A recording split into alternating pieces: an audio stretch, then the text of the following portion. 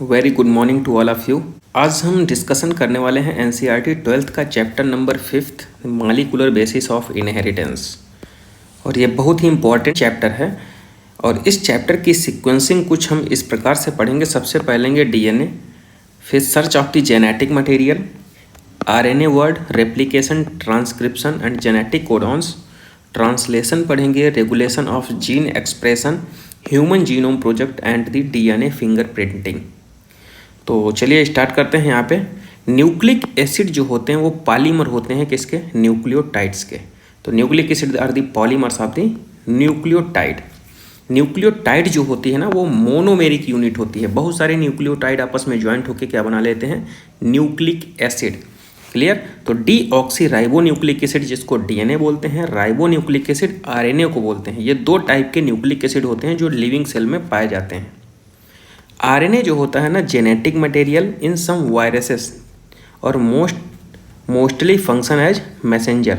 तो genetic material जो होता है वायरसेस में होता है आरएनए, और मैसेंजर की तरह भी फंक्शन करता है। और adapter molecule and structural role होता है। कैटालिटिक मॉलिक्यूल की तरह भी आरएनए फंक्शन करता है। तो आरएनए से अगर डीएनए का फॉर्मेशन हो रहा है, डीएनए से आरएनए का फॉर्मेशन हो रहा है तो बोल देंगे हम ट्रांसक्रिप्शन। और फिर आरएनए से प्रोटीन का अगर फॉर्मेशन हो जा रहा है तो बोल देंगे प्रोसेस कौन सा है? ट्रांसलेशन। तो नीचे हमने लिख दिया, देखो डीएनए से आरएनए अगर बनेगा तो ट्रांसक्रिप्शन, आरएनए से प्रोटीन का फॉर्मेशन हो जाएगा तो बोल देंगे ट्रांसलेशन। लेकिन अगर आरएनए से डीएनए का फॉर्मेशन हो जा रहा है तो बोल देंगे हम रिवर्स ट्रांसक्रिप्शन। और अगर डीएनए से डीएनए का ही फॉर्मेशन होगा तो बोल देंगे रेप्लिकेशन हो रहा है। क्लियर? तो साइड में हमने लिख रखा है कुछ पॉइंट। न्यूक्लिक एसिड कौन से? डीएनए और आरएनए। आरएनए जो होता है जेनेटिक मटेरियल होता है वायरसेस में, act as messenger, act as adaptor and structural molecule, और इसका फंक्शन जो होता है कैटालिटिक मॉलिक्यूल की तरह भी होता है। इंपॉर्टेंट पॉइंट लिखे हैं जो क्वेश्चंस के बेसिस पे पूछे जाते हैं। जैसे नंबर ऑफ न्यूक्लियोटाइड अगर निकालना हो तो 2 into number of base pair कर देंगे, और नंबर ऑफ बेस पेयर अगर निकालना हो तो टोटल लेंथ ऑफ डीएनए की अगर दी गई है तो अपन 3.4 इंटू 10 की पावर -10, क्योंकि ये एंगस्ट्राम में दी रहती है डिस्टेंस, इसलिए इसको 10 की पावर -10 से डिवाइड कर रहे हैं। लेंथ ऑफ डीएनए की अगर हमको निकालना हो, अगर total number of base pair दिए गए हैं तो इसको मल्टीप्लाई कर देना है दो बेस पेयर के बीच की जो डिस्टेंस होती है 0.34 नैनोमीटर से। लेंथ ऑफ डीएनए को कैसे निकालेंगे? Total number of nucleotide in the DNA. जितने डीएनए में न्यूक्लियोटाइड होंगे वो डीएनए की लेंथ को डिस्क्राइब करेगा। चलिए आगे बढ़ते हैं। डीएनए क्या होता है? DNA is the long polymer of the deoxy ribo nucleotide. Clear? Bacteriophage 5 into 174 के पास 5386 न्यूक्लियोटाइड होते हैं। ये डाटा अच्छे से याद कर लेना। बैक्टीरियोफेज 5 इंटू 174 के पास 5386 न्यूक्लियोटाइड होते हैं। बैक्टीरियोफेज लैम्डा के पास 48502 बेस पेयर होते हैं। देखो यहाँ पे न्यूक्लियोटाइड बोल रहा है, यहाँ पे बेस पेयर बोल रहा है, तो ये बात भी ध्यान रखना। कितना? 48502 बेस पेयर होते हैं बैक्टीरियोफेज लैम्डा के पास। एसेर्सिया कोलाई के पास 4.6 इंटू 10 की पावर 6 बेस पेयर होते हैं। और अगर haploid content of human DNA की बात करता है तो 3.3 इंटू 10 की पावर 9 बेस पेयर। यहाँ पे याद रखना हैप्लॉयड है, ठीक है? कभी कभी डिप्लॉयड होगा तो डबल हो जाएगा। तो ये डाटा आप लोग अच्छे से याद कर लीजिए। अब स्ट्रक्चर ऑफ पॉलीन्यूक्लियोटाइड चेन की अगर हम बात करते हैं तो देखो न्यूक्लियोटाइड और न्यूक्लियोसाइड में एक ही डिफरेंस होगा, फॉस्फेट ग्रुप का। अगर न्यूक्लियोटाइड की बात कर रहा है तो नाइट्रोजन बेस, पेंटोज शुगर और फॉस्फेट ग्रुप भी होगा। प्यूरिन जो होते हैं एडेनिन और ग्वानिन होगा, और इसमें हेट्रोसाइक्लिक रिंग पाई जाएगी, मतलब दो बेंजीन की रिंग आपस में जुड़े रहेंगी। पिरिमिडीन की अगर बात करते हैं तो थाइमिन, यूरेसिल और साइटोसिन होंगे, और होमोसाइक्लिक सिंगल रिंग होगी। यहाँ पे जो साइड में ये ओवरऑल डाटा लिखा है इसको हमने साइड में लिख दिया है, इसीलिए आपको इसको पढ़ने की रिक्वायरमेंट नहीं रहेगी। शुगर और बेस आपस में जुड़े रहते हैं एन ग्लाइकोसिडिक बॉन्ड के थ्रू। न्यूक्लियोसाइड और न्यूक्लियोटाइड आपस में जुड़े रहते हैं फास्फोएस्टर बॉन्ड के थ्रू। अगर दो न्यूक्लियोटाइड आपस में जुड़े होंगे तो बोल देंगे फास्फोडाइएस्टर बॉन्ड। क्लियर? ओवरऑल सब कुछ यही लिखा है जो हमने साइड में लिख रखा है। तो यहाँ पे देखो पॉलीन्यूक्लियोटाइड चेन की स्ट्रक्चर दी गई है, तो 5 एंड पे क्या है? 5 फॉस्फेट जो है वो 5 एंड पे बाइंड कर रहा है, हाइड्रोक्सिल जो है ना वो 3 एंड पे बाइंड कर रहा है। ये पॉलीन्यूक्लियोटाइड चेन दी गई है। तो फॉस्फेट कहाँ पे बताया हमने, 5 एंड पे, और हाइड्रोक्सिल ग्रुप कहाँ पे है, 3 एंड पे। कौन कौन फॉर्मेशन करेगा, शुगर और फॉस्फेट। BSP से आप याद सकते हैं, BSP बैकबोन कौन, शुगर और फॉस्फेट मिलके जो होता है बैकबोन को फॉर्मेशन करेंगे। क्लियर। डीएनए के बारे में कुछ स्पेसिफिक पॉइंट दिए गए हैं जो यहाँ पे ओवरऑल हमने यहाँ पे साइड में लिख रखा है। तो first identified by Friedrich Miescher in 1869, और टर्म क्या दिया था, न्यूक्लिन। किसने दिया था, फ्रेडरिक मिस्चर ने। इसका नेचर कैसा था, एसिडिक सब्सटेंस होता है DNA. Clear. Double helical model किसने दिया था, Watson and Crick, Wilkins and Franklin ने। तो Watson, Crick, Wilkins and Franklin ने किस पे बेस्ड था, एक्सरे डिफरेंशिएशन डाटा पे। कब दिया था, 1953 में, और 1962 में इनको इसी चीज़ के लिए नोबेल प्राइज़ दे दिया गया था। क्लियर। तो देखो यूरेसिल को क्या बोला जा सकता है, सॉरी थाइमीन का दूसरा नाम क्या बोल सकते हैं, 5 मिथाइल यूरेसिल, थाइमीन को। क्लियर। और एक चीज़ और देखिए, एसिडिक सब्सटेंस होता है, फ्रेडरिक मिस्चर 1869, न्यूक्लिन दिया था, एसिडिक सब्सटेंस होता है। तो 1953 में वाटसन, क्रिक एंड विल्किंस ने, वो फ्रैंकलिन विल्किंस ने एक्सरे डिफरेंशिएशन डाटा प्रोड्यूस किया।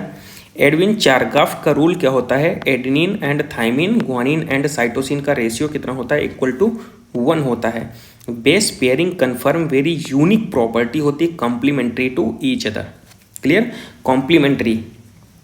Salient feature of the double helical structure of DNA के सेलिएंट फीचर कौन कौन से हैं, देखो पहला क्या है, बैकबोन जो होती है शुगर फास्फेट की बनी होती है और प्रोजेक्टेड इनसाइड, याद रखना इनसाइड प्रोजेक्शन होता है।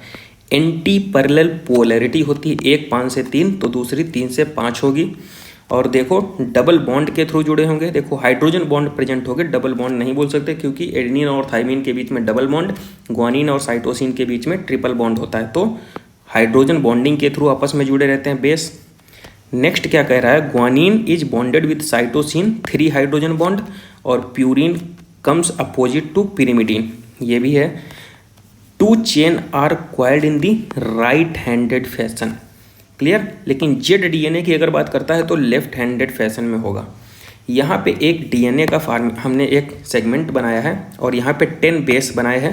तो 1 से लेकर के 10 तक जो डिस्टेंस होगी उसको पिच बोल देंगे, और 1 और 2 के बीच में जो डिस्टेंस होगी वो देखो कितनी होगी, 0.34 नैनोमीटर। तो पिच कितनी होगी, 3.4 नैनोमीटर। एक पिच में कितने बेस पेयर होंगे, 10 बेस पेयर, और डिस्टेंस 2 बेस पेयर के बीच की कितनी होगी, 0.34 नैनोमीटर। तो यहाँ पे ये ओवरऑल कंप्लीट हो गया। देखो यहाँ पे 5 to 3 डैश लिया है और 3 to 5 डैश, तो साइटोसिन और ग्वानिन लिखा है, तो किससे जुड़े हैं, हाइड्रोजन बॉन्ड के थ्रू। बेस जो है यार किसके बीच में, देखो थाइमिन और एडेनिन 2 हाइड्रोजन बॉन्ड है, ग्वानिन और साइटोसिन 3 हाइड्रोजन बॉन्ड है। इनसाइड प्रोजेक्शन होता है इसमें, double standard polynucleotide chain.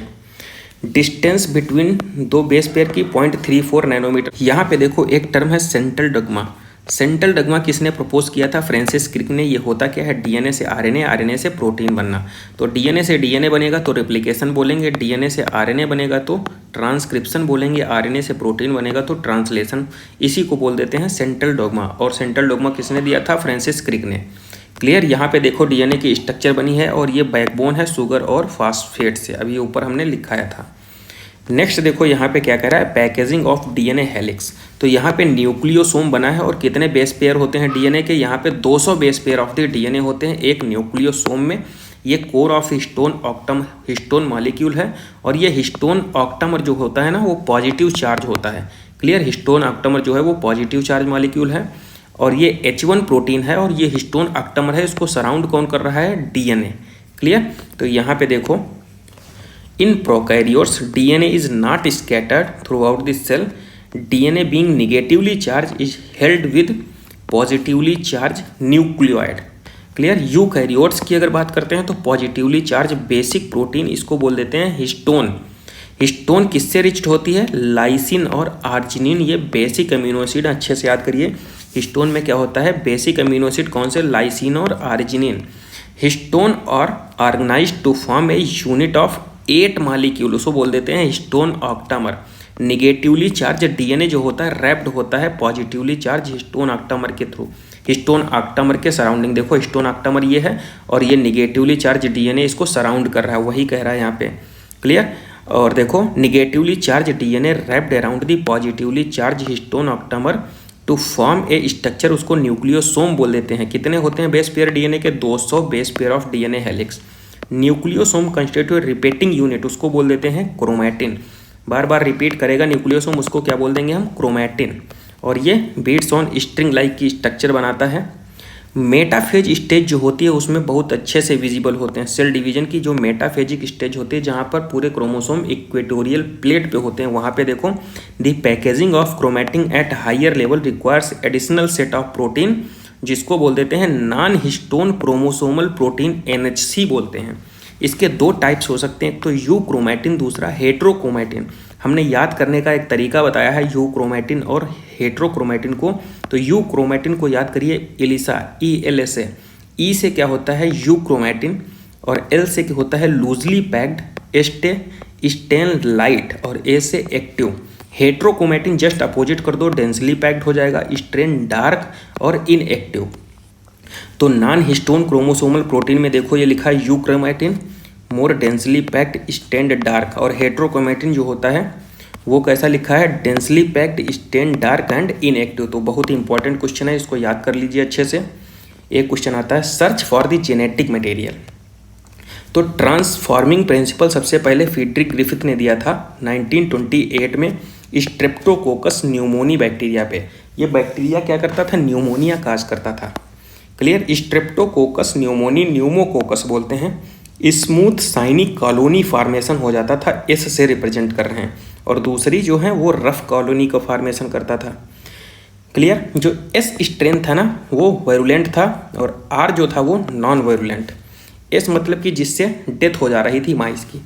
Mice infected with S strain मतलब कि virulent dies from the pneumonia, जिसमें एस स्ट्रेन पहुंच जा रहा था उसमें डेथ हो जा रही थी। लेकिन R strain does not develop pneumonia, R की वजह से न्यूमोनिया डेवलप नहीं हो रही थी, तो चूहे जिंदा रहते थे। तो देखो एस स्ट्रेन को इंजेक्ट किया गया तो डाई हो गए, आर स्ट्रेन को जब लगाया गया तो माइस जिंदा रहे। तो देखो देखा क्या? Griffith was able to kill bacteria by heating them. अगर इनको हम हीट कर दे रहे हैं, जैसे एस से क्या है अभी डाई हो जा रहे थे। क्लियर। अब एस को अगर हम हीट कर दे रहे हैं तो ये जिंदा रहेंगे। देखो एस को हीट कर दिया तो माइस लाइव हैं। क्लियर। अगर एस को हमने हीट कर दिया और आर को लाइव रखा तो माइस डाई कर जाएंगे। क्लियर। तो यहाँ पे देखो however the biochemical nature of the genetic material was not defined for his experiment. इनके एक्सपेरिमेंट ओवरऑल सब कुछ डिफाइन हो गया, लेकिन इन्होंने बायोकेमिकल नेचर को नहीं डिफाइन कर पाए। अब बायोकेमिकल नेचर को डिफाइन करने के लिए ट्रांसफॉर्मिंग प्रिंसिपल लेके आया कौन से? Avery, MacLeod and McCarthy. 1933 से लेकर के 44 तक इन्होंने एक्सपेरिमेंट किया। Genetic material was through to be protein. इन्होंने पूरा सेटअप वही तैयार किया था जो ग्रिफिथ का था। They purified biochemical protein DNA and RNA from the heat killed S cell to see. इन्होंने क्या देखा? प्रोटीन डाइजेस्टिंग एंजाइम प्रोटीएज लिया एंड RNA डाइजेस्टिंग एंजाइम क्या था? RNase। Clear. Did not affect transformation, ये ट्रांसफॉर्मेशन को अफेक्ट नहीं करता था। कौन? प्रोटीएज और RNase। DNA is hereditary material but not all biologist were convince. इन्होंने DNA को हेरिडिटरी मटेरियल बता दिया, लेकिन सारे बायोलॉजिस्ट इनकी बात से सहमत नहीं थे। एक चीज़ और यहाँ पे देखिए लिखा है यहाँ पे DNase, अगर एस लिखा है तो ये टाइप्स ऑफ DNA हो जाएगा। अगर DNase ऐसे लिखा है तो ये एंजाइम है, डाइजेस्टिव एंजाइम। क्लियर। नेक्स्ट देखो genetic material is DNA। Unequivocal proof किसने दिया था? हर्से एंड चेज ने 1952 में। Virus that infect bacteria called bacteriophage, उसको जो बैक्टीरिया को इन्फेक्ट करेगा उसको बैक्टीरियोफेज हम बोल देंगे। जैसे ये बैक्टीरियोफेज है, ग्रो कर जा रहा है कहाँ पे? जहाँ पे रेडियो एक्टिव फास्फोरस है। और ग्रो किस में नहीं कर रहा है? जहाँ पे रेडियो एक्टिव प्रोटीन है। क्लियर। क्योंकि phosphorus in DNA but absent in protein. यहाँ पे देखो एक लाइन लिखी है, virus grow in the presence of radio active phosphorus contain radio active DNA but not radioactive protein. Clear. DNA contains phosphorus but protein does not. DNA के पास phosphorus तो होता है लेकिन प्रोटीन के पास नहीं होता है। Virus grow on the radioactive sulphur contain radioactive protein, clear, और but not radioactive DNA because DNA does not contain sulphur. एक साथ हमने सारे साइंटिस्ट को लिख लिया है। जैसे ग्रिफिथ ने 1928 में ट्रांसफार्मिंग प्रिंसिपल दिया था स्ट्रेप्टोकोकस न्यूमोनी पे, मैक्लॉयड मैक्वार्टी ने दिया था बायोकेमिकल नेचर तो 1933 से 44 तक, हर्से चेज ने दिया था अनइक्विवोकल प्रूफ ऑफ डीएनए, ठीक है। तो 1952 में वाटसन एंड क्रिक ने 1953 में डबल हेलिक्स मॉडल दिया था, और मेसेल्सन एंड स्टाहल ने 1958 में डीएनए रेप्लिकेशन जो होता है सेमी कंजर्वेटिव होता है। तो यहाँ पे सारे साइंटिस्ट हमने सेमराइज वे में लिख दिए हैं। अब यहाँ पे इनका फिगर देखो है, ये बैक्टीरियोफेज है, रेडियो एक्टिव सल्फर S35 है, प्रोटीन कैप्सूल है, यहाँ पे फास्फोरस लिया है P32, और यहाँ पे प्रोसेस कौन कौन से हैं, इन्फेक्शन, ब्लेंडिंग एंड सेंट्रीफ्यूगेशन, तो ये तीनों स्टेप भी याद होने चाहिए। और पहले वाले में देखो जहाँ पे ये सल्फर प्रेजेंट है वहाँ पे protein is not genetic material, ये यहाँ पे कंक्लूजन निकला, और जहाँ पे फास्फोरस प्रेजेंट है वहाँ पे क्या है, डीएनए इज जेनेटिक मटेरियल।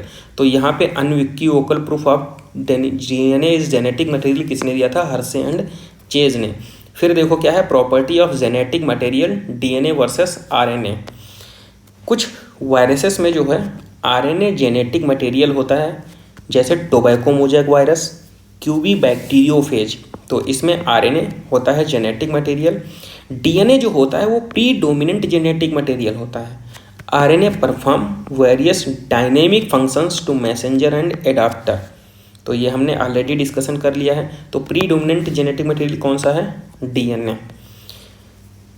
कुछ इंपॉर्टेंट लाइंस लिखी हैं, जैसे एक्ट एज जेनेटिक मटेरियल।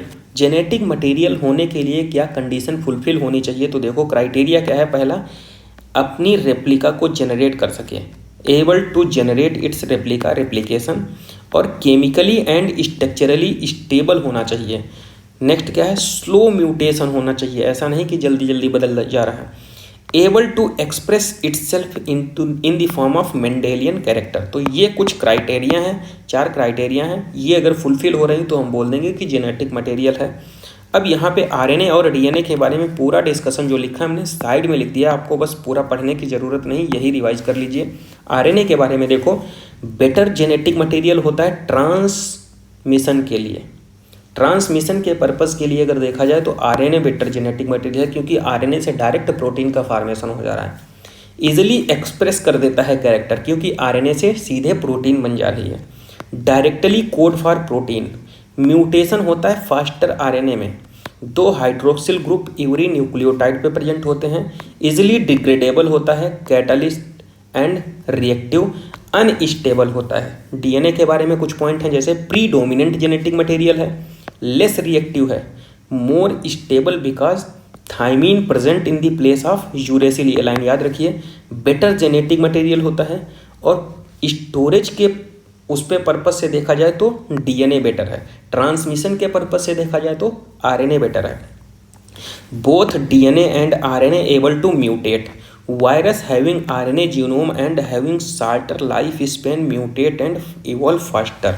देखो डीएनए से आरएनए, आरएनए से प्रोटीन, वायरस में क्या होता है, सीधे आरएनए से प्रोटीन बनता है, तो directly synthesis of the protein होता है, इसीलिए इजिली एक्सप्रेस करते हैं कैरेक्टर को। नेक्स्ट देखो क्या कह रहा है, DNA being more stable prefer for the storage of the genetic information. अभी बताया था ना, डीएनए स्टोरेज के पर्पज से और आरएनए ट्रांसमिशन के पर्पज से। तो RNA is better genetic information, for transmission तो आरएनए बेटर है, स्टोरेज के वे में देखा जाए तो डीएनए बेटर है। अब बात करते हैं आरएनए वर्ड की। तो RNA was first genetic material, clear. DNA has evolve from the RNA, DNA का फॉर्मेशन जो हुआ ना वो आरएनए से हुआ है, with chemical modification that make it more stable. ये डीएनए का स्ट्रक्चर बना है, और यहाँ पे देखो ये एक स्ट्रैंड इसका ओपन हुआ है, पूरा ओपन नहीं हुआ, क्योंकि पूरा ओपन होने में मोर एनर्जी की रिक्वायरमेंट होती है, और उसके बाद ये कॉम्प्लीमेंट्री आ गए, न्यूली सिंथेसाइज्ड, क्लियर। एक पेरेंटल है, एक न्यूली सिंथेसाइज्ड, इसी को सेमी कंजर्वेटिव बोल देते हैं। रेप्लिकेशन देखो क्या है, वाटसन एंड क्रिक ने दिया था a scheme for the replication of DNA, Watson and Crick 1953 में दिया था, और क्या बताया था, सेमी कंजर्वेटिव डीएनए रेप्लिकेशन होता है। एक्सपेरिमेंटल प्रूफ देखो, DNA replication semi conservative Escherichia coli पे एक्सपेरिमेंट किया था। किसने? मेसेल्सन एंड स्टाहल ने 1958 में। और इन्होंने क्या मीडियम यूज किया था? NH4Cl। इसमें जो N15 लिया जाता है वो हैवी आइसोटोप होता है नाइट्रोजन का। ये रेडियो एक्टिव मॉलिक्यूल नहीं होता, ये हैवी आइसोटोप होता है नाइट्रोजन का। तो heavy DNA molecule could be distinguished from the normal DNA by the centrifugation of the caesium chloride. यहाँ पे याद रखिए सीजियम क्लोराइड। और N14 जो होता है वो not a radio active isotope, ये हैवी हैवी नाइट्रोजन आइसोटोप होता है। अब यहाँ पे एक स्ट्रक्चर लिखा है, उसके थ्रू हम समझते हैं। देखो एसर्सिया कोलाई में डिवीजन कितने मिनट बाद होता है? 20 मिनट के बाद। नाइट्रोजन 15 मीडियम है, एसर्सिया कोलाई का डीएनए है। अब 20 मिनट में डिवाइड करेगा तो देखो ये दोनों स्ट्रैंड अलग अलग हो जाएंगे, ये रेड वाले जो दिखाए गए हैं। क्लियर? तो ये दोनों स्ट्रैंड अलग अलग हो गए। और इस पे जब 20 मिनट के बाद डिवीजन होगा ना, डिवाइड करेगी, तो इस पे जो ये ग्रीन वाला है ना वो लाइट डीएनए है N14। तो ये 100% हाइब्रिड बन गए। क्लियर? अब 40 मिनट बाद फिर जब ये डिवाइड करेगा ना तो ये फिर से इसके दोनों स्ट्रैंड अलग हो जाएंगे और इसके दोनों स्ट्रैंड अलग हो जाएंगे। तो हाइब्रिड हमेशा 2 कंजर्व रहेंगे। क्लियर? तो यहाँ पे रेशियो कितना हो गया? 2 हाइब्रिड और 2 लाइट मॉलिक्यूल। तो रेशियो कितना है? 1:1 का। अगर वही 60 मिनट के बाद देखें तो रेशियो 1:3 का है। और इस क्वेश्चन में एक यहाँ पे क्वेश्चन पूछा गया है 80 मिनट के बाद। तो 80 मिनट के बाद अगर देखा जाए तो रेशियो कितना रहेगा? 1:7। तो कहने का मतलब ये है कि हाइब्रिड का नंबर जो है वो कंजर्व रह रहा है। तो मेसेल्सन एंड स्टाहल के एक्सपेरिमेंट से ये प्रूफ हो गया कि डीएनए का रेप्लिकेशन जो होता है वो सेमी कंजर्वेटिवली होता है। क्लियर? तो यहाँ पे ये क्वेश्चन भी देख लीजिए, 1:7 का रेशियो होगा 80 मिनट के बाद। एक सिमिलर टाइप का एक्सपेरिमेंट यूज किया था, रेडियो एक्टिव थायमिडीन का यूज किया। और किसने परफॉर्म किया था? टेलर एंड उनके कलीग्स ने 1958 में ही। किस पे? विसिया फावा, एक फावा बीन का टाइप है। और इन्होंने भी सेम कंक्लूजन निकाला कि DNA in the chromosome also replicate semi conservatively of machinery and the enzymes. तो देखो रेप्लिकेशन के लिए रिक्वायरमेंट होता है सेट ऑफ कैटलिस्ट, एंजाइम्स हो सकते हैं। और अगर रेप्लिकेशन हो रहा है ना तो देखो इसमें डीएनए डिपेंडेंट डीएनए पॉलीमरेज। क्यों? क्योंकि देखो डीएनए से डीएनए का फॉर्मेशन हो रहा है, तो क्या कहेंगे? DNA dependent DNA polymerase. यहाँ पे अगर आरएनए होता तो डीएनए डिपेंडेंट आरएनए पॉलीमरेज हो जाता। तो यहाँ पे रेप्लिकेशन का प्रोसेस हो रहा है तो डीएनए डिपेंडेंट डीएनए पॉलीमरेज। और देखो हाई इफिशियंट होता है एंजाइम ये to catalyse polymerisation and large number of nucleotide in very short time. एक बहुत ही कम टाइम में बहुत जल्दी से मतलब कि कैटालाइज कर देता है, पॉलीमराइजेशन करता है। और ई कोलाई हैज़ ओनली कितने बेस पेयर होते हैं? 4.6 × 10⁶ base pair compare to its with human के पास जैसे डिप्लॉयड कितना था? हैप्लॉयड हमने भी पढ़ा था 3.3। हमने कहा था डिप्लॉयड अगर होगा तो डबल कर देंगे तो 6.6 × 10⁹ बेस पेयर। कंप्लीट प्रोसेस जो होता है 18 मिनट में होता है replication. Average rate of polymerisation है जो approximately 2000 base pair per second के लिए होता है। और ये देखो इतना ज़्यादा फास्ट होता है, लेकिन ऐसा नहीं, देखो फास्ट भी होगा और हाई डिग्री ऑफ एक्यूरेसी, मतलब कि एकदम क्लियर कट भी होगा। तो अगर कोई भी मिस्टेक हो गई ना रेप्लिकेशन में तो वो म्यूटेशन कॉज कर देगा। ठीक है? तो इसीलिए कह रहा फास्ट भी होता है और हाई डिग्री ऑफ एक्यूरेसी। और mistake during replication result mutation. यहाँ पे देखो एक चीज़ लिखी है डीऑक्सीराइबो न्यूक्लियोसाइड ट्राईफॉस्फेट। इस ये डुअल पर्पज होता है इसका, एक तो एक्टिंग एज सबस्ट्रेट, दूसरा provide energy for the polymerisation. कौन? DNTP डीऑक्सीराइबो न्यूक्लियोसाइड ट्राईफॉस्फेट की बात कर रहा है, डुअल पर्पज। नेक्स्ट यहाँ पे देखो कुछ साइड में हमने इंपॉर्टेंट पॉइंट्स लिखे, जैसे डीएनए से आरएनए का फॉर्मेशन हो रहा तो डीएनए डिपेंडेंट आरएनए पॉलीमरेज ये high efficient to catalyse polymerisation, large number of nucleotide in a short life span, high degree of accuracy. Clear? तो ये भी हमने यहाँ पे पढ़ाया बीच में। ई कोलाई रेप्लिकेट करता है 18 मिनट में। एवरेज रेट ऑफ पॉलीमराइजेशन कितना 2000 बेस पेयर पर सेकंड के लिए होता है। DNTP D oxy ribo nucleoside triphosphate dual purpose होता है। पहला सबस्ट्रेट एक्ट करता है सबस्ट्रेट की तरह और एनर्जी सोर्स की तरह भी होता है।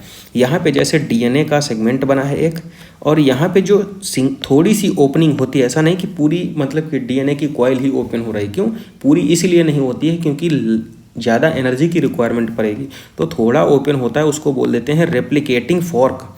Not fully open because high energy required. Clear. तो यहाँ पे रेप्लिकेटिंग फॉर्क देखो, DNA dependent DNA polymerase catalyse करता है पॉलीमराइजेंसी वन डायरेक्शन में 5 से 3 डैश की तरफ। अभी हम फिगर में दिखाएंगे। कॉन्टीन्यूअस देखो 3 to 5 जो है कॉन्टीन्यूअस, और टेम्पलेट भी बोलते हैं इसको, और 5 to 3 जो है discontinuous synthesised fragments and later join किससे होते हैं बाद में, जो डिसकॉन्टीन्यूअस वाले होते हैं 5 डैश से 3 डैश की तरफ, बाद में आपस में जुड़ते कैसे हैं DNA लाइगेज की तरफ, लाइगेज से। जो 5 डैश से 3 डैश की तरफ होते हैं ना डिसकॉन्टीन्यूअस, उनको ही बोल देते हैं ओकाजाकी फ्रेगमेंट्स। देखो 5 डैश से 3 डैश कॉन्टीन्यूअस है। क्लियर। देखो टेम्पलेट कौन सा 3 to 5 डैश, और सिंथेसिस 5 डैश से 3 डैश ही हमेशा होगी। क्लियर। तो कॉन्टीन्यूअस वाले पे कैसा है 5 डैश से 3 डैश, और डिसकॉन्टीन्यूअस देखो 5 डैश से 3 डैश जो है वो डिसकॉन्टीन्यूअस, और डिसकॉन्टीन्यूएशन को ही क्या बोल दे रहे हैं यहाँ पर ओकाजाकी फ्रेगमेंट। डिसकॉन्टीन्यूअस सिंथेसिस 5 डैश से 3 डैश, कॉन्टीन्यूअस कितना है 3 डैश to 5 डैश, और 3 डैश to 5 डैश को बोलते हैं लीडिंग कॉन्टीन्यूअस स्ट्रैंड, 5 डैश से 3 डैश को बोलते हैं लेगिंग या डिसकॉन्टीन्यूअस स्ट्रैंड। डिसकॉन्टीन्यूअस आपस में ज्वाइंट कैसे होते हैं DNA लाइगेज की हेल्प से। In eukaryotes replication of DNA, देखो in eukaryotes replication of DNA takes place in S phase, synthetic phase. DNA, the replication of DNA and cell division cell cycle should be highly coordinated होती है cell cycle। A failure in the cell division after DNA replication तो क्या हो जाएगी polyploidy.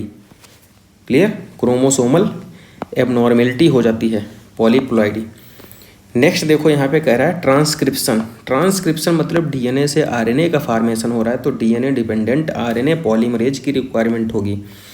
Both the strand are not copied during the transcription. क्यों। First क्या है इसका answer, if both strand act as template, अगर दोनों स्ट्रैंड टेम्पलेट की तरह काम करने लगेंगे, they would code for RNA molecule with different sequence, तो डिफरेंट सीक्वेंस के लिए कोड करेंगे। तो if they code for proteins this sequence of amino acid in the protein would different, तो सीक्वेंस ही डिफरेंट हो जाएगा। दूसरा क्या रीजन है इसका, the 2 RNA molecule if produced simultaneously would be complementary to each other, hence double standard RNA, this would prevent RNA from the translation into protein, तो protein के ट्रांसलेशन में इसको प्रिवेंट करेंगे। The exercise of translation would become fertile one. Clear. तो ये reason होगा इसके। Transcription unit के देखो 3 पार्ट कौन कौन से हैं, 3 region, promoter, structural gene and terminator. Structural gene जो होता है प्रोमोटर और टर्मिनेटर के बीच में होता है। प्रोमोटर कितने डैश पे होता है 5 डैश एंड पे होता है। अप स्ट्रीम होता है, RNA पॉलीमरेज ऑलवेज बाइंड करता है 5 डैश से ही, प्रोमोटर से ही। और मिडिल में स्ट्रक्चरल जीन हो गया ZYA, ये स्ट्रक्चरल जीन है। टर्मिनेटर 3 एंड पे होता है डाउन स्ट्रीम पे।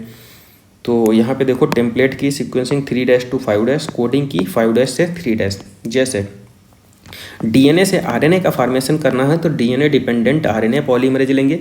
पॉलीमराइजेशन जो होता है केवल और केवल 5 डैश से 3 डैश की डायरेक्शन में ही होता है। जैसे एक सीक्वेंस हमने लिया 5 डैश से 3 डैश AGGTAT, तो हमको यहाँ पे जैसे DNA से RNA का फॉर्मेशन करना है। क्लियर। तो देखो यहाँ पे हमने कोडिंग स्टैंड लिया, क्योंकि कोडिंग स्टैंड कैसे पहचानेंगे 5 डैश से 3 डैश लिखा है। ठीक है। तो पहली बात तो कॉम्प्लीमेंट्री बनाएंगे ना, 3 डैश to 5 डैश इसका स्टैंड की पोलैरिटी चेंज हो जाएगी। लेकिन इसमें जब हम कोडिंग से बनाएंगे ना, तो देखो T की जगह पे रिप्लेस कर देंगे यूरेसिल आ जाएगा, बाकी कुछ भी चेंज नहीं करेंगे। जैसे A के साथ A ही रहेगा, G के साथ G, G के साथ G, और T के साथ क्या आ जाएगा यूरेसिल, बाकी सब कुछ सेम रहेगा और कोडिंग स्टैंड दिया है। अगर यहीं पे टेम्पलेट स्ट्रैंड दिया होता, टेम्पलेट को कैसे पहचानेंगे, 3' से 5', तो इससे हमको आरएनए बनाना है तो हम कॉम्प्लीमेंट्री रूल को यहाँ पे एक्टिवेट करेंगे। कॉम्प्लीमेंट्री रूल मतलब कि थाइमिन से एडेनिन, एडेनिन से थाइमिन की जगह पे यूरेसिल आ जाएगा। बिल्कुल कॉम्प्लीमेंट्री रूल लगाएंगे जब टेम्पलेट का स्टैंड दिया हो गया। क्लियर। नेक्स्ट यहाँ पे देखो, जैसे ये 3' है, 5' है, ये 5' है और 3'। यहाँ पे प्रोमोटर देखो, ट्रांसक्रिप्शनल यूनिट 5' एंड पे है, आरएनए पॉलीमरेज बाइंड करेगा 5' एंड पे, बीच में स्ट्रक्चरल जीन है, टर्मिनेटर कहाँ पे, 3' एंड पे, कोडिंग स्टैंड 5' से 3', टेम्पलेट 3' से 5' एंड है। ये schematic structure of transcription unit का फिगर दिया गया है। Promoter and terminator flank the structural gene, देखो बीच में है ये स्ट्रक्चरल जीन, ये प्रोमोटर और टर्मिनेटर के बीच में, उसी को लाइन ये बोल रहा है। प्रमोटर कह रहा है located toward 5' and up stream, हमने ऑलरेडी बता चुके हैं। टर्मिनेटेड 3' एंड पे डाउन स्ट्रीमिंग पे।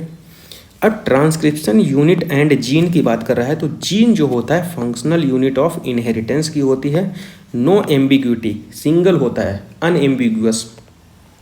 यहाँ पे देखो, define a gene in term of DNA sequence, DNA sequence coding for tRNA और RNA molecule also defined a gene. Cistron के बारे में बात कर रहा है, cistron as a segment of DNA coding for a polypeptide, cistron. ठीक है, तो मोनोसिस्ट्रॉनिक और पॉलीसिस्ट्रॉनिक के बारे में बोल रहा है। मोनोसिस्ट्रॉनिक जो होगा वो यूकैरियोट में होगा और पॉलीसिस्ट्रॉनिक जो होता है मोस्टली बैक्टीरिया और प्रोकैरियोट। तो प्रोकैरियोट और यूकैरियोट में हम डिफरेंस यहाँ पे लिख दे रहे हैं। पॉलीसिस्ट्रॉनिक किस में होगी, प्रोकैरियोट में, नॉन स्प्लिटिंग जीन प्रोकैरियोट में, और ओनली एक्सॉन प्रेजेंट होगा तो वो भी प्रोकैरियोट में। यूकैरियोट में क्या होगा, मोनोसिस्ट्रॉनिक स्प्लिट जीन प्रेजेंट होंगे, एक्सॉन और इंट्रॉन दोनों प्रेजेंट होंगे। तो ये बहुत ही इंपॉर्टेंट है, इसको अच्छे से याद कर लीजिए। एक चीज़ और देखिए, यहाँ पे एक टर्म आएगा स्प्लाइसिंग। स्प्लाइसिंग क्या होता है, एडिशन होता है एक्सॉन का और रिमूवल होता है इंट्रॉन का, तो ये भी इंपॉर्टेंट है, याद रखिए। एक हम आपको याद करने की ट्रिक बता रहे हैं, देखो क्या लिखा है, पिनोनो। क्लियर। तो पी से क्या है, प्रोकैरियोट, ठीक है, और पी से क्या है, पॉलीसिस्ट्रॉनिक। तो प्रोकैरियोट में पॉलीसिस्ट्रॉनिक है, और एनओ से क्या है, देखो ई से दूसरे नंबर पे ई है, एक्सॉन, तो एक्सॉन प्रेजेंट है इसमें। क्लियर। एनओ से क्या है, नो स्प्लिट जीन, दूसरे एनओ से क्या है, नॉट रिक्वायर्ड स्प्लाइसिंग। अगर आपने इसको याद कर लिया तो एक क्वेश्चन जरूर पक्का हो जाएगा एग्जाम में, बहुत इंपॉर्टेंट है, बहुत कन्फ्यूजन होता है। फिर से समझिए, पिनोनो से क्या याद रखना है, पी से प्रोकैरियोट, पी से पॉलीसिस्ट्रॉनिक, ई से क्या है, एक्सॉन प्रेजेंट है, एनओ से क्या है, नॉट स्प्लिट जीन, एनओ से दूसरे एनओ से क्या है, नॉट रिक्वायर्ड स्प्लाइसिंग। तो आपने अगर ये याद कर लिया तो बहुत ही इंपॉर्टेंट क्वेश्चन आप लोग याद कर सकेंगे। नेक्स्ट देखो यहाँ पे रेगुलेटरी जीन क्या होता है। रेगुलेटरी जीन और कोडिंग स्टैंड का मतलब कि दोनों जो होते हैं नॉट कोड फॉर प्रोटीन, एक तो रेगुलेटरी जीन हो या तो कोडिंग स्टैंड, नॉट आरएनए और प्रोटीन, मतलब कि कोई not code for any protein, किसी प्रोटीन के लिए कोड नहीं करते हैं। कौन कौन से, रेगुलेटरी जीन और coding strand. Types of RNA and the process of transcription की अगर हम बात करते हैं, टाइप्स ऑफ आरएनए पहले पढ़ लेते हैं। 3 मेजर टाइप्स के आरएनए हम पढ़ेंगे, mRNA, messenger RNA, tRNA, transfer RNA, rRNA, ribosomal RNA. Clear. RRNA जो होता है स्मॉलर होता है, स्मॉलर 80% होता है सबसे ज़्यादा। टीआरएनए जो होता है स्मॉलेस्ट होता है। क्लियर। और एमआरएनए जो होता है सबसे कम होता है लेकिन लार्जेस्ट होता है। तो ये टाइप्स हो गए। आरएनए पॉलीमरेज बाइंड करता है प्रोमोटर से and initiate the transcription, initiation. जैसे ये आरएनए पॉलीमरेज देखो यहाँ पे है और किससे बाइंड कर रहा है, प्रोमोटर से, देखो 5' एंड पे। और इनिशिएटिंग फैक्टर कौन सा होता है, सिग्मा फैक्टर, जो इनिशिएशन कराता है ट्रांसक्रिप्शन को। तो सिग्मा फैक्टर इनिशिएशन होता है, स्टार्टिंग फैक्टर होता है। पहला प्रोसेस है इनिशिएशन, दूसरा है इलोंगेशन एंड थर्ड है टर्मिनेशन। तो टर्मिनेटिंग फैक्टर कौन सा है, रो फैक्टर। आरएनए पॉलीमरेज में जो रो फैक्टर होता है वो टर्मिनेट करता है। स्टार्टिंग फैक्टर कौन सा है, सिग्मा फैक्टर। क्लियर। तो यहाँ पे और कुछ इंपॉर्टेंट पॉइंट हमने लिख रखे हैं आरआरएनए के लिए। तो आरआरएनए जो होता है structural and catalytic role show करता है। टीआरएनए जो होता है bring amino acid and read the genetic codons. अभी इसकी स्ट्रक्चर है, एक स्पेसिफिक टॉपिक भी है इसी में। एमआरएनए का क्या है, टेम्पलेट प्रोवाइडर। तो टेम्पलेट को कौन प्रोवाइड करता है, एमआरएनए। नेक्स्ट देखो यहाँ पे template dependent rule of complementary. Clear. Nucleoside triphosphate act as substrate and polymerisation in template dependent fashion में, टेम्पलेट डिपेंडेंट फैशन में पॉलीमराइजेशन करता है और कॉम्प्लीमेंट्री रूल को फॉलो करता है। ये देखो हमने तीनों स्टेप तो आपको बता ही दिए, इनिशिएशन, इलोंगेशन एंड टर्मिनेशन। ये process of transcription in bacteria में है तीनों स्टेप। नेक्स्ट देखो कह रहा है कि RNA polymerase able to catalyse R3 step. RNA polymerase जो होता है तीनों स्टेप को कैटलाइज कर सकता है, इनिशिएशन, इलोंगेशन एंड टर्मिनेशन, तीनों स्टेप। इनिशिएशन फैक्टर क्या है? सिग्मा। टर्मिनेशन फैक्टर क्या है? Rho. Initiate and terminate the transcription respectively. हमने बताया सिग्मा फैक्टर क्या है? इनिशिएशन 5' पे, रो फैक्टर 3' पे है, टर्मिनेटिंग फैक्टर। ठीक है, जब बैक्टीरिया में हम ट्रांसक्रिप्शन पढ़ रहे थे ऊपर बताया था। देखो ये सिग्मा फैक्टर है 5' पे और 3' पे क्या है? ये रो फैक्टर है, टर्मिनेटिंग फैक्टर। नेक्स्ट देखो यहाँ पे क्या कह रहा है, बैक्टीरिया और यूकैरियोट्स के लिए कुछ इंपॉर्टेंट पॉइंट दिए गए हैं, साइड में हमने लिख दिया है। तो बैक्टीरिया के लिए देखो ट्रांसलेशन और ट्रांसक्रिप्शन जो होता है वो सिंगल कंपार्टमेंट में होता है। ट्रांसक्रिप्शन और ट्रांसलेशन जो होता है वो सिंगल कंपार्टमेंट में होगा। No separation of cytosol and nucleus. तो ये बैक्टीरिया के लिए है। अगर यूकैरियोट की बात करते हैं तो यूकैरियोट में 2 एडिशनल कॉम्प्लेक्सिटीज़ होती हैं। इसके लिए क्या होता है? At least 3 RNA polymerase in the nucleus requirement होती है यूकैरियोट के लिए, वो लाए। और वो तीनों आरएनए पॉलीमरेज होते कौन से? RNA polymerase first, second and third. First वाला जो होता है उसको आरआरएनए बोल सकते हैं, सेकंड वाले को एमआरएनए और थर्ड वाले को टीआरएनए। इसके टाइप्स बहुत इंपॉर्टेंट है। पॉलीमरेज फर्स्ट के 28, 18, 5.8s आरएनए। पॉलीमरेज सेकंड का एग्जाम्पल है HN-RNA, हेटेरोन्यूक्लियर आरएनए। और पॉलीमरेज थर्ड का एग्जाम्पल है 5s आरएनए, SN-RNA और tRNA। ये इंपॉर्टेंट है, एग्जाम में पूछता है, बहुत इंपॉर्टेंट है। नेक्स्ट यहाँ पे देखो क्या कह रहा है, process of transcription in eukaryotes. हमने ऊपर देखो बैक्टीरिया में पढ़ लिया था, यहाँ पे ट्रांसक्रिप्शन। अब यहाँ पे पढ़ेंगे हम ट्रांसक्रिप्शन इन दी यूकैरियोट। देखो इसमें कौन कौन से point exam point of view से बहुत इंपॉर्टेंट है। पहला कैपिंग, फिर टेलिंग। यहाँ पे देखो कैपिंग 5' एंड पे हो रही है, क्लियर। और ऐड क्या है यहाँ पे? Methyl guanosine triphosphate. देखो MGPP लिखा है, methyl guanosine triphosphate. Capping 5' and पे हो रही है। स्प्लाइसिंग का प्रोसेस हुआ। स्प्लाइसिंग में हमने क्या बताया था? एक्सॉन को जोड़ना है, इंट्रॉन को बाहर करना है। और टेलिंग जो हो रही है वो 3' एंड पे हो रही, पॉलीएटेल, क्लियर। और पॉली एडिनाइलेशन मतलब कि 200 से 300 एडिनाइलेट के मॉलिक्यूल 3' पे एंड पे बाइंड कर रहे हैं। तो कैपिंग 5' एंड पे, टेलिंग 3' एंड पे। नेक्स्ट यहाँ पे देखो कह रहा है, ये तो एग्जांपल हमने ऑलरेडी बता दिया है, पॉलीमरेज के टाइप्स। यहाँ पे HN-RNA का फुल फॉर्म भी लिखा है, हेटेरोजीनस न्यूक्लियर आरएनए। किसका एग्जांपल है? पॉलीमरेज सेकेंड का। नेक्स्ट देखो स्प्लाइसिंग क्या कह रहा है? इंट्रॉन को रिमूव करना और एक्सॉन को ज्वाइन करना। Is in A defined order, HN-RNA undergo additional processing called capping and telling. तो कैपिंग एंड टेलिंग का प्रोसेस किस में हो रहा है? HN-RNA में। कैपिंग अभी 5' एंड पे, टेलिंग किस पे बताई थी? 3' एंड पे। Capping and unusual nucleotide methyl guanosine triphosphate add किया जाता है 5 एंड पे HN-RNA में। और टेलिंग जो होता है एडिनाइलेट रिड्यूस 200 से 300 एडेड एट 3' एंड पे टेम्पलेट इंडिपेंडेंट मैनर में, क्लियर। तो ये कैपिंग एंड टेलिंग के बारे में पॉइंट हो गए। नेक्स्ट क्या पॉइंट लिखा है? Process of splicing represent the dominance of the RNA word. कौन सा प्रोसेस? स्प्लाइसिंग का। RNA and DNA dependent process in the living system have assumed more importance. Next यहाँ पे जेनेटिक कोडॉन्स के बारे में बात कर रहे हैं। तो जेनेटिक कोडॉन्स टर्म किसने दिया था? जॉर्ज गैमो ने दिया था। डिस्कवरी किसने की थी? नीरेनबर्ग, मिथाई एंड खुराना ने डिस्कवरी की थी। देखो जॉर्ज गैमो फिजिसिस्ट थे, ठीक है। और only 4 base pair if they had code for the 20 amino acid. 20 amino acid को कोड करने के लिए 4 बेस पेयर की रिक्वायरमेंट होती है।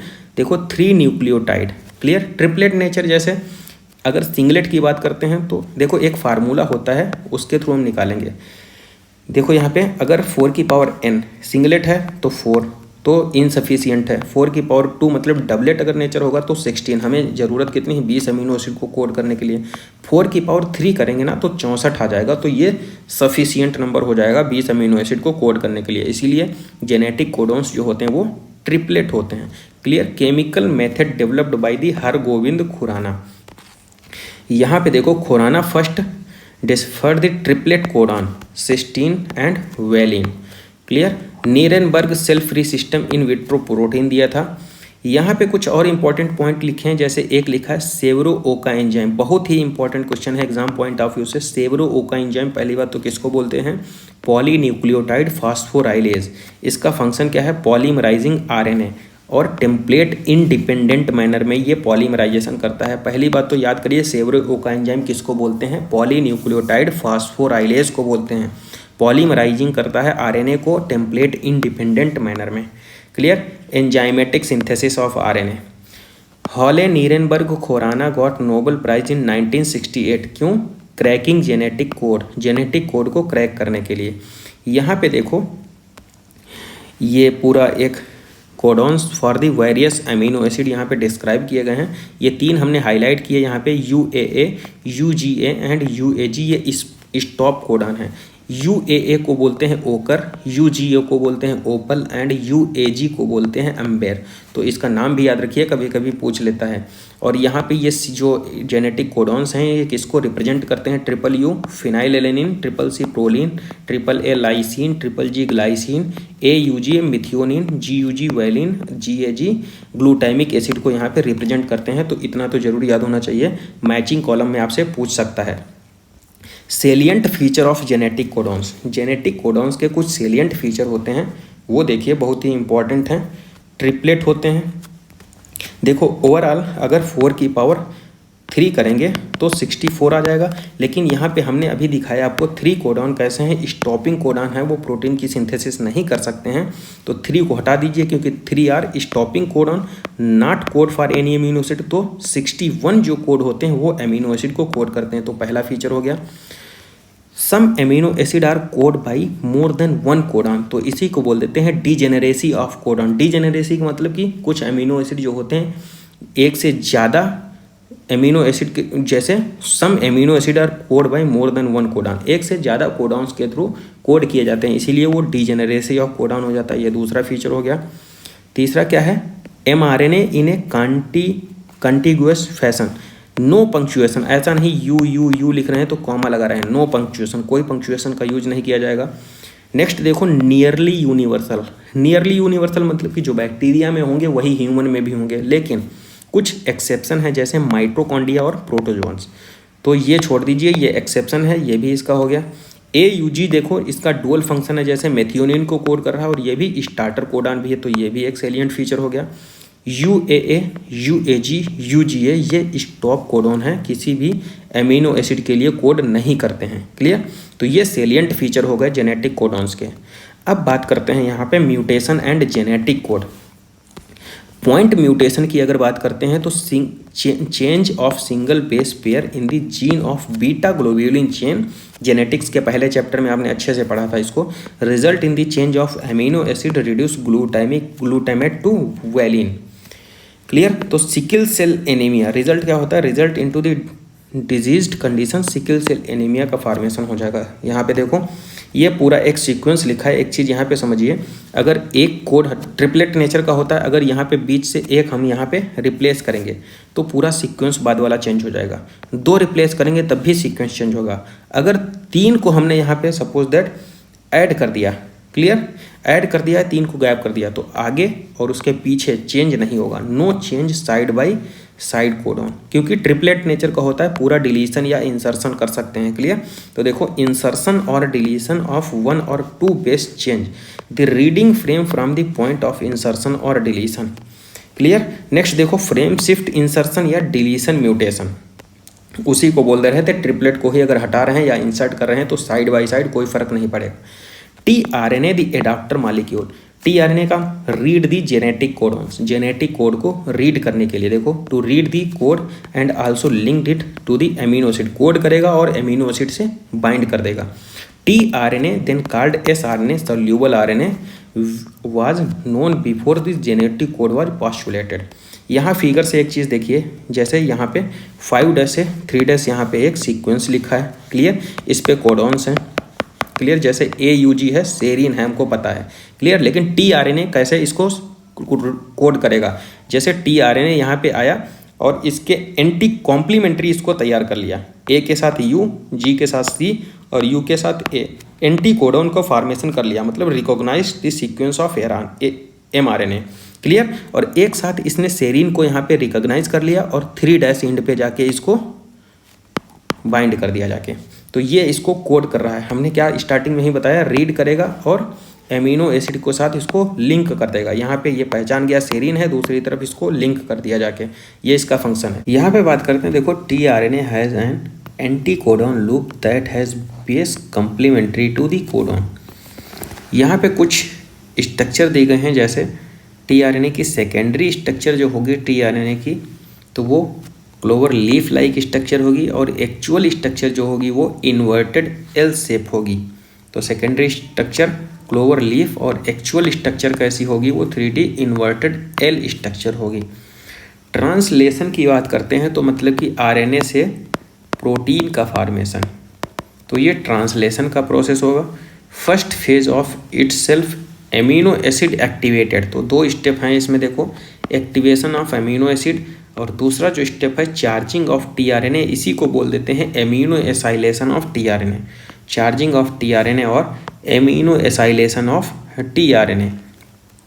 नेक्स्ट यहाँ पे देखो, catalyst would enhance the rate of peptide bond formation, the cellular factory responsible for the synthesis of the protein in the ribosome.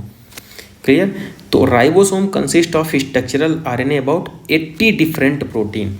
यहाँ पे देखो, ये नीचे स्मॉलर सब यूनिट है राइबोसोम की, ऊपर ये लार्जर सब यूनिट है। जो लार्जर सब यूनिट होती है उसको 2 पार्ट में डिवाइड किया गया, फर्स्ट साइट ये और सेकंड साइट इधर हो गई। ये ट्रांसलेशन का प्रोसेस हो रहा है यहाँ पे।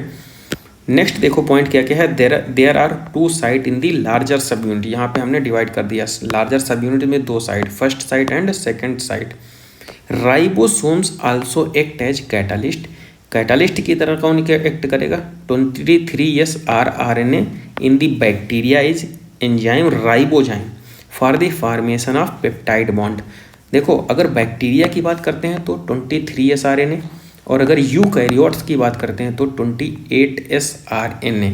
एक यहाँ पे एक टर्म लिखा है अनट्रांसलेटेड रीजन। अनट्रांसलेटेड रीजन मतलब कि जहाँ पर ट्रांसलेशन नहीं हुआ है, जैसे कोई सीक्वेंस लिखा है, ये 5' है और ये 3' है, तो 5' के आगे कुछ कोडॉन्स हैं और 3' के पीछे। तो देखो ट्रांसक्रिप्शनल यूनिट कौन सी है, ट्रांसलेशनल यूनिट 5' और 3' के बीच में स्टार्टर कोडॉन और स्टॉप कोडॉन तक ये ट्रांसलेशनल यूनिट है। और देखो अनट्रांसलेटेड रीजन किसको बोलेंगे, 5' से पहले और 3' से बाद वाले को। तो बिफोर 5' एंड आफ्टर 3'। देखो क्या लिखा है, अनट्रांसलेटेड रीजन किसको बोलेंगे, at both 5 and before the start codon, start codon से पहले 5' से पहले और 3' से बाद, after stop codon, stop codon के बाद 3' के, तो उसी को बोल देंगे हम अनट्रांसलेटेड रीजन। इसमें स्टेप कौन कौन से होंगे, इनिशिएशन, इलोंगेशन एंड टर्मिनेशन। अब बात करते हैं रेगुलेशन ऑफ जीन एक्सप्रेशन की। तो regulation of gene expression in eukaryote, the regulation could be extracted at, एक तो ट्रांसक्रिप्शनल लेवल जिसको फॉर्मेशन ऑफ प्राइमरी ट्रांसक्रिप्ट बोलेंगे, दूसरा है processing level, regulation of splicing, third है हमारा transport of mRNA from the nucleus to the cytoplasm, और fourth है हमारी ट्रांसलेशनल लेवल। अगर इसमें से कोई भी स्टेप मिस हो जाएगा तो no expression of gene, gene का एक्सप्रेशन नहीं हो पाएगा। नेक्स्ट देखो यहाँ पे कह रहा है beta galactosidase is the synthesised by E coli. Beta galactosidase जो होता है वो ई कोलाई के थ्रू सिंथेसाइज होता है। Catalase the hydrolysis of the disaccharide lactose into galactose और ग्लूकोस में, जो एनर्जी का सोर्स होते हैं। क्लियर। If the bacteria do not have lactose around them to utilise the energy for source, energy source, they would no longer require the synthesis of enzyme beta galactosidase. तो ये line important है। Each operon has its specific operator and specific repressor. Operator, each operon has specific, operator भी specific होता है और repressor protein जो होती है वो भी स्पेसिफिक होता है। नेक्स्ट यहाँ पे देखो लैकोपेरान की बात करता है। पहले कुछ स्पेसिफिक पॉइंट लिखे गए हैं, उनको डिस्कस कर लेते हैं। प्रपोज किया था जैकोब एंड मोनेड ने। कैटाबोलिक ऑपरेटर होता है। नेक्स्ट है निगेटिव कंट्रोल होता है। निगेटिव कंट्रोल का एग्जांपल है ये। Lac refer to lactose. I जो होता है वो इनहिबिटर होता है, नॉट इंड्यूसर। लैक्टोस और allolactose refer to inducer. Structural gene जो होते हैं requires for the metabolism of lactose. Lactose की मेटाबॉलिज्म के लिए स्ट्रक्चरल जीन की रिक्वायरमेंट होती है। और वो स्ट्रक्चरल जीन होते कौन कौन से हैं? Gene Z, Y, A. Z किसके लिए होता है? Beta galactosidase. वाई किसके लिए होता है? परमिएज। और ए होता है ट्रांस एसिटाइलेज के लिए। क्लियर? तो यहाँ पे देखो operon, lac operon, TRP operon, ARA operon, histidine operon, valine operon. तो ये कुछ एग्जाम्पल लिखे हैं। Name few such examples. Clear? तो देखो lac operon consist of one regulatory gene. कौन सा जीन है? I gene. Clear? I does not refer to inducer. हमने क्या बताया था? इनहिबिटर होता है। तो इनहिबिटर आई को कोड कर रहा है। तो 3 structural gene Z, Y, A. Z beta galactosidase responsible for the hydrolysis of the disaccharidase. Clear? Y gene किसके लिए? परमिएज। और ये क्या करता है? Increase permeability of the cell, beta galactosidase की परमिबिलिटी को बढ़ा देता है। और ए जीन जो होता है वो ट्रांस एसिटाइलेज। क्लियर? तो ये हो गए स्ट्रक्चरल जीन। यहाँ पे देखो लैकोपेरान का मॉडल बना हुआ है। ये प्रमोटर है, ये इनहिबिटर, और ये प्रमोटर, ये ऑपरेटर है। ये Z, Y, A structural gene है। तो प्रोमोटर हो गया, ये इनहिबिटर, ये भी प्रोमोटर, ये Z, Y, A structural gene हो गए।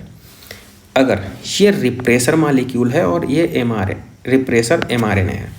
अगर रिप्रेसर जो है ना वो पहली बात तो रिप्रेसर बाइंड किससे करेगा? ऑपरेटर से।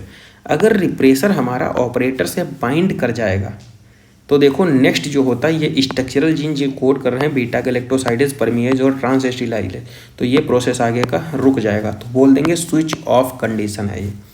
लेकिन अगर ये इंड्यूसर जो यहाँ पे है ना, इंड्यूसर कौन कौन से? लैक्टोस और एल्लो लैक्टोस। ये अगर ये रिप्रेसर से बाइंड करेगा और रिप्रेटर से अगर बाइंड कर जाएगा तो ये इसको इनएक्टिव कर देगा।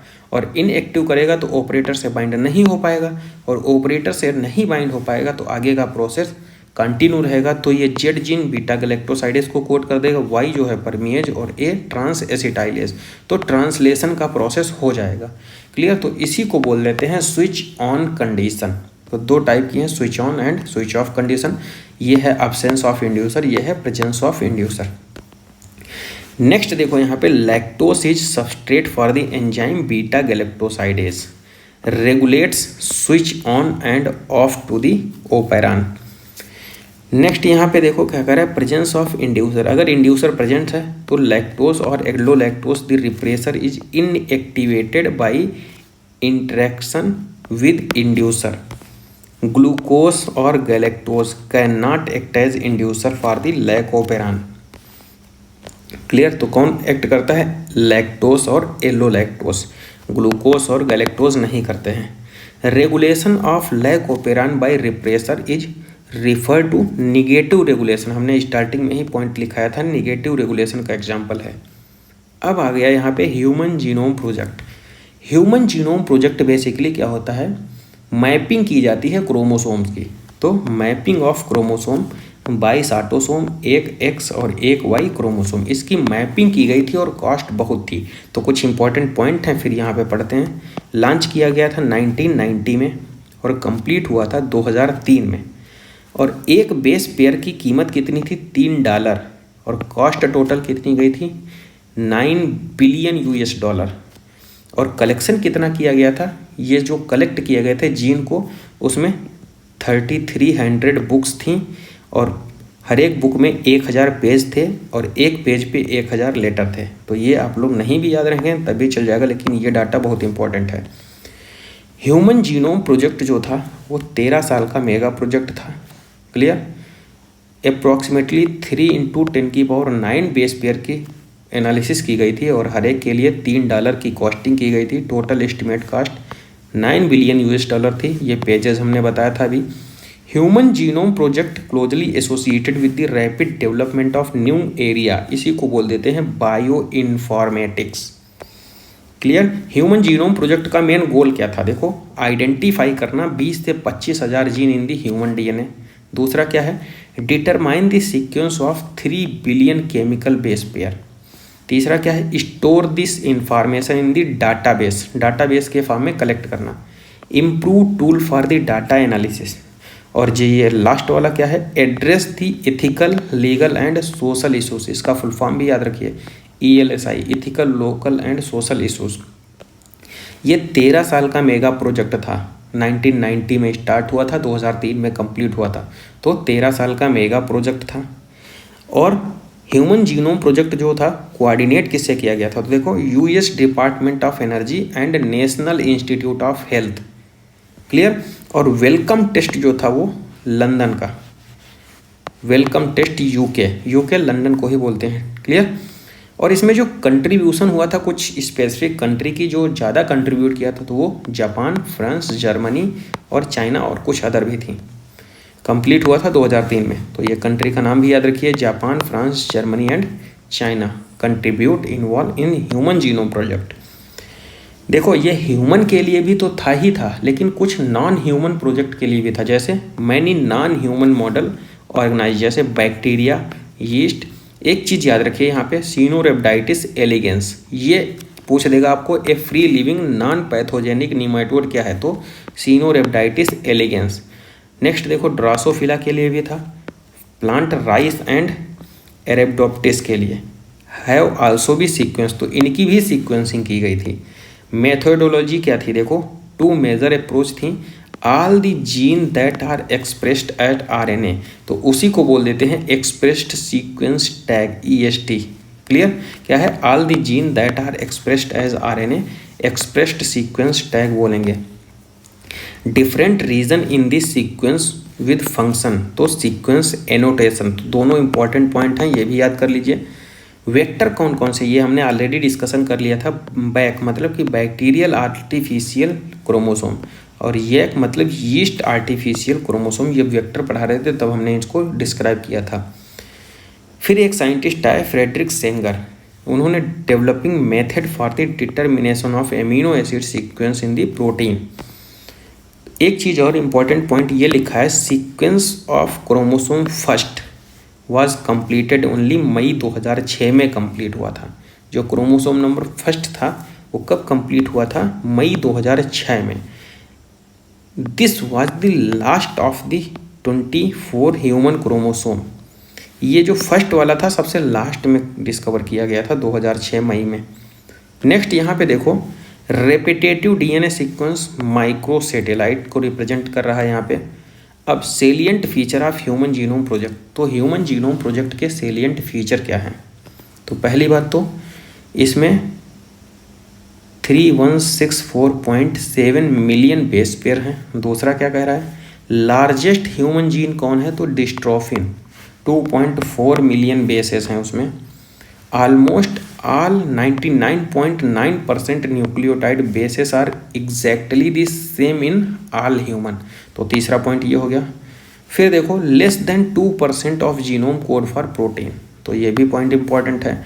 Repeated sequence make very large portion of the human genome, ये भी पॉइंट याद रखिए। नेक्स्ट क्या कह रहा है, chromosome first has most gene, तो ये तो बहुत इंपॉर्टेंट है। क्रोमोसोम फर्स्ट जो होता है उसके पास ज़्यादा जीन है 2968, और वाई के पास फ्यूएस्ट 231 जीन है, तो ये इंपॉर्टेंट है बहुत। फिर देखो कह रहा है scientist have identified about 1.4 million location where single based DNA differences, उसको क्या बोल देते हैं, SNPS, सिंगल न्यूक्लियोटाइड पॉलीमॉर्फिज्म। तो ये पॉइंट हो गए salient feature of the human genome project के। अब बात करते हैं यहाँ पे DNA फिंगरप्रिंटिंग। तो सबसे पहले जिस साइंटिस्ट ने DNA फिंगरप्रिंटिंग को डेवलप किया था वो साइंटिस्ट थे एलेक्स जेफरे। क्लियर। तो हमको पता है 99% जो बेस सीक्वेंस है वो सारे ह्यूमंस में सेम है। ह्यूमन जीनोम में 3 × 10⁹ बेस पेयर होते हैं। हैप्लॉइड नंबर दिया गया है यहाँ पे 2 सेट, जैसे इसको डबल कर देंगे तो 6 × 10⁶ बेस पेयर हो जाएंगे। सॉरी, ये 2 सेट दिया गया है, हमने ये हैप्लॉइड नंबर बताया आपको। डीएनए फिंगरप्रिंटिंग में क्या होता है, identifying difference in the some specific region in the DNA sequence called the repetitive DNA. These repetitive DNA are separated density gradient centrifugation method के through. The bulk DNA form a major peak and the other small peak are referred to satellite DNA। Next यहाँ पे देखो, satellite DNA is classified into many categories. कुछ micro satellite भी हो सकते हैं, कुछ मिनी सैटेलाइट भी हो सकते हैं। These sequence normally do not code for any protein.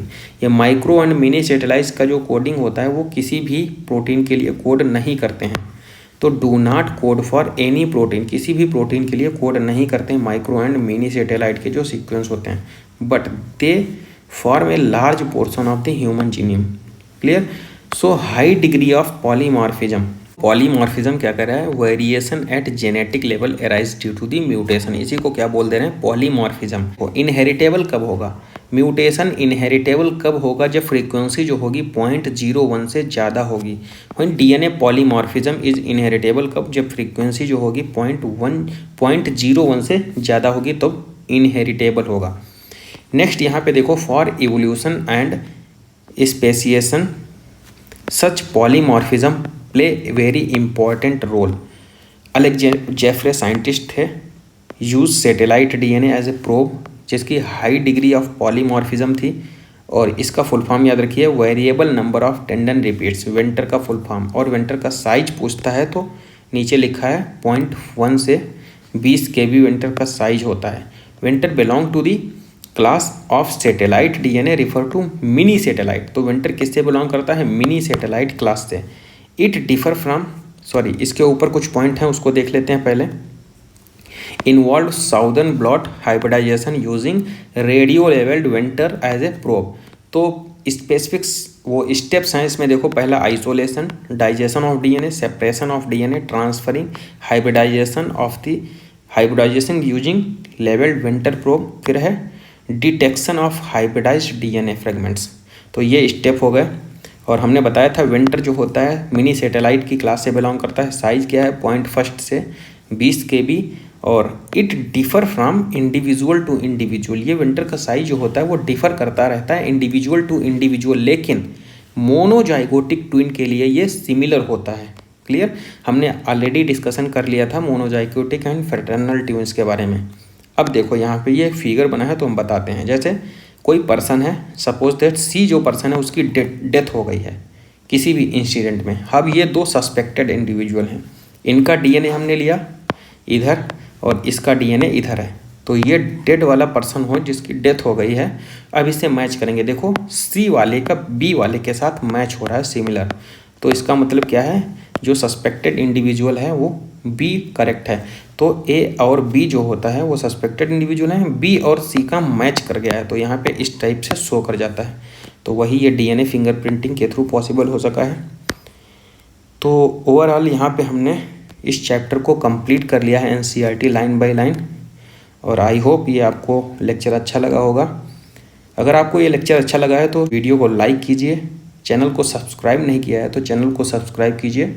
और इस लेक्चर से रिलेटेड अगर कोई डाउट है तो कमेंट बॉक्स में ज़रूर कमेंट कीजिए और पढ़ते रहिए ज़ोरदार तरीके से, क्योंकि टाइम बहुत ही कम है एग्ज़ाम को लेकर के।